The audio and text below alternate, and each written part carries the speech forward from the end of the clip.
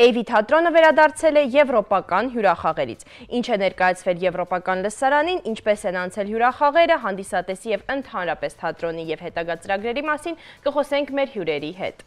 Մեր հյուրերն են Կրասնոդարի և Հյուսիսային Կովկասի հայոց թեմի եկեղեցասեր երիտասարդ միության ատենապետ, Սփյուռքի երիտասարդ դեսպան Կրասնոդար քաղաքում իգործ 2024-25 թվականների մասնակից Էյվի թատրոնի պրոդյուսեր Լուսինե Բայաթյան-Ղազարյանը և դերասան Անդրանիկ Հակոբյանը։ Լույս առավոտի։ Բարի լույս։ Լուսինե, ինչքան հաստիքներ ունեք։ Կոմսը մոլ կա սպարծս մենք։ Կարդում ասում եք չի սպարվելու, կարող է արդեն մյուսին հյուրին եմ անցել, պարզվեց դուք եք դեռ դուք եք։ Պատմեք, ինչպես են անցել հյուրախաղերը, այսքան ձեր բազմազբաղ գործունեության ընթացքում։ Հյուրախաղերը անցել են շատ բուրըն, շատ լավ,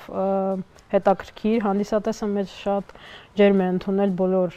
քաղաքներում, բոլոր համայնքներում, որտեղ եղել ենք։ Հանդես ենք եկել երկու ներկայացմամբ, մանկական Բախտի ետևից ներկայացմամբ, որը հիմնված է Հովհաննես Թումանյանի հեքիաթների հիման վրա, և երկրորդը ավելի հայրենասիրական, սիրուն, հայրենասիրությանը նվիրված Երազիմ երկիր ներկայացմամբ։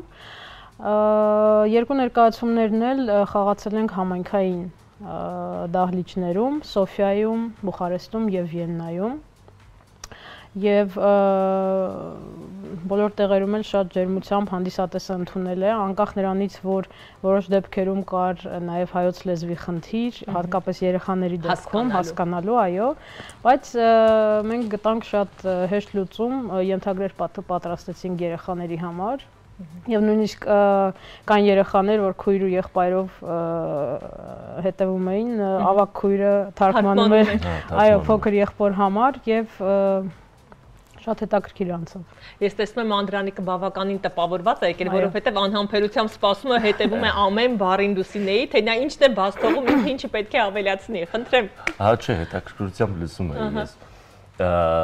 Ինչ ավելացնեմ, չեմ միայն կասեմ, որ հրաշալի է անցել հյուրախաղերը։ Ինձ համար, հա, որպես դերասան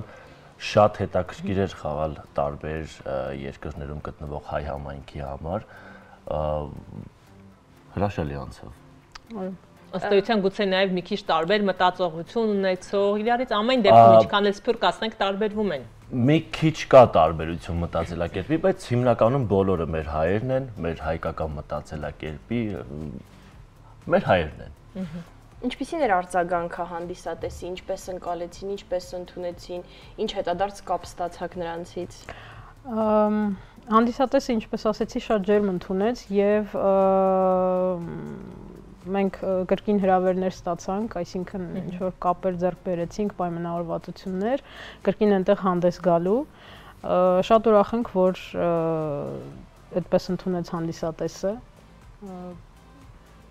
Գիտեք, այսպես է ստացվում, կամ գուցե ես եմ սխալվում, տարվա մեջ մեկ անգամ կամ մի քանի տարին մեկ ինչ-որտեղ հայտնվելով, սա արդյոք չի այսպես հեռացնում ժամանակահատվածը, ժամանակ առ ժամանակ նրանց ավելի ինտեգրելու ինչ փորձեր են կատարվում։ Հասկանում եմ, դա ձեր ուսերին չպետք է լինի,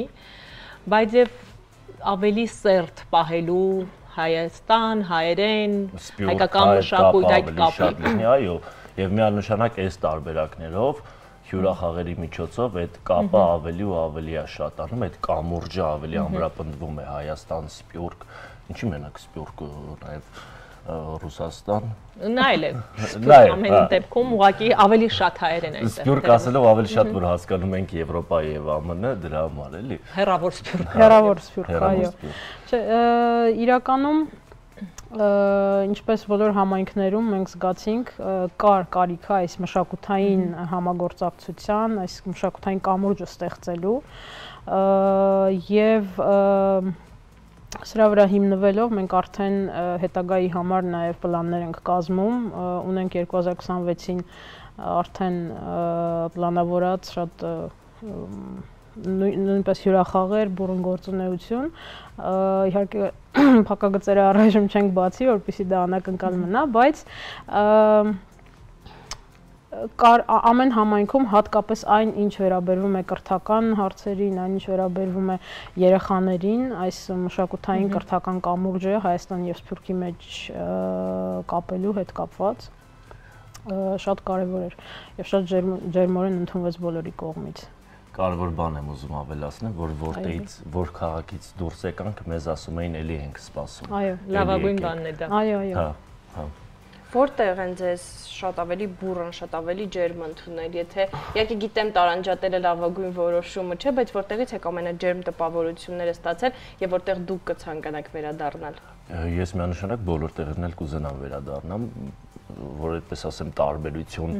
շատ կա չէ, ուղղակի մի տեղում հայկական համայնքը շատ է, մյուս տեղում հայկական համայնքը քիչ է, երևի թե միակ տարբերությունը այդ էր։ Իսկ արձագանքն ու վերաբերմունքը նույնն ա եղել։ Թեմաների ընտրությունը ինչպես է կատարվում օրինակ, որտեղ ինչ ներկայացվի, թե միևնույն է նույն ներկայացումներով եք գնում։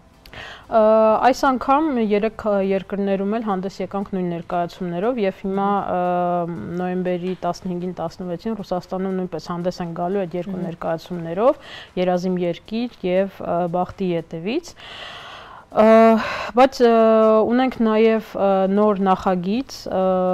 ամանորյա հեքիաթ Էլֆերի ամանորը, որով հանդես են գալու Բրյուսելում եւ Ամստերդամում հուսանք։ Այսինքն անընդհատ խաղացանկը փոխվում է, իհարկե այդ ամենը բուրըն գեղարվեստական շատ ակտիվ այո աշխատանքային process է, մեր անձնակազմն էլ շատ երիտասարդ, ակտիվ աշխատասեր անձնակազմ ունենք, անընդհատ նոր գաղափարներ են ծնվում, որոնց վրա անընդհատ աշխատում ենք։ Դերասանական կազմը ովքեր են լինում։ Դե իհարկե ներկայացումից ներկայացում տարբեր են, բայց կարծում եմ Անդրանիկ կպատմի իր գործընկերների մասին ավելի։ Այսինքն խոսքը վերաբերում է Երազիմ երկիր ներկայացման դերասանական եւ Բախտի հետևից երկու աշխատանքների դեպքում ովքեր են ձեր գոլեգաները։ Իմ գոլեգաներն են, իմ շատ լավ խաղընկերներն են Ռոզա Փարամազյան, Իշխան Ղարիբյան, Վահե Ավագյան, Անի Վարդանյան եւ Վիգեն Թադևոսյան, այո, մեզ հետևում են այս պահին։ Այո, մեր թատրոնի տնօրենը, հիմնադիրները,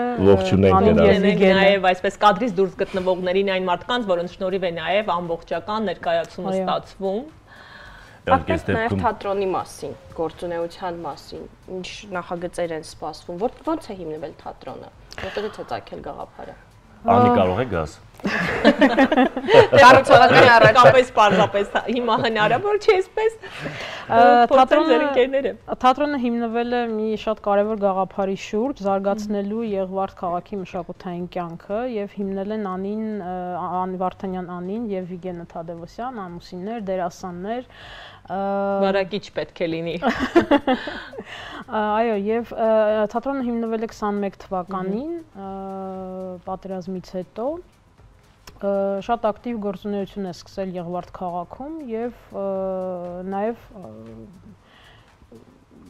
առաջարկներ է ստացել արտերկրից, հրավերներ է ստացել արտերկրից եւ այսպես սկսվել է այս ճանապարհը եւ հիմա մեր հիմնական գաղափարն է զարգացնելու եւ համայնքային մշակութային կյանքը եւ այս Սփյուռքի համայնքային կյանքը։ Մենք հյուրախաղեր ենք ունենում ոչ միայն Սփյուռքում, այլև Հայաստանի տարբեր քաղաքներում, տարբեր մարզերում, իդեպ առաջիկայում ամսի 7-ին ունենք հյուրախաղ, նոյեմբերի 7-ին Մեծամոր քաղաքում։ Հուսով ենք մեր լսարանը եւս կհետևի։ Իհարկե։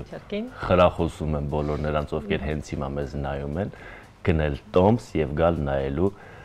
Բախտի ետևից ներկայացումը, Երազիմ երկիր ներկայացումը ամսի 7-ին նոյեմբերի։ Այո, եւ ամսի 10-ին էլ Արմավիրում ունենք, ճիշտ ասած արդեն Մեծամորի բոլոր տոմսերը սպառված են եւ այո, մարքեթինգի մասնագետները sold out, այո։ Շատ ուրախ ենք, որ մեր թատրոնի հանդեպ այսպիսի մեծ հետաքրքրություն կա եւ ես ինքս շատ ուրախ եմ, որ հանդիսատեսը մշակութասեր է, թատրոնասեր է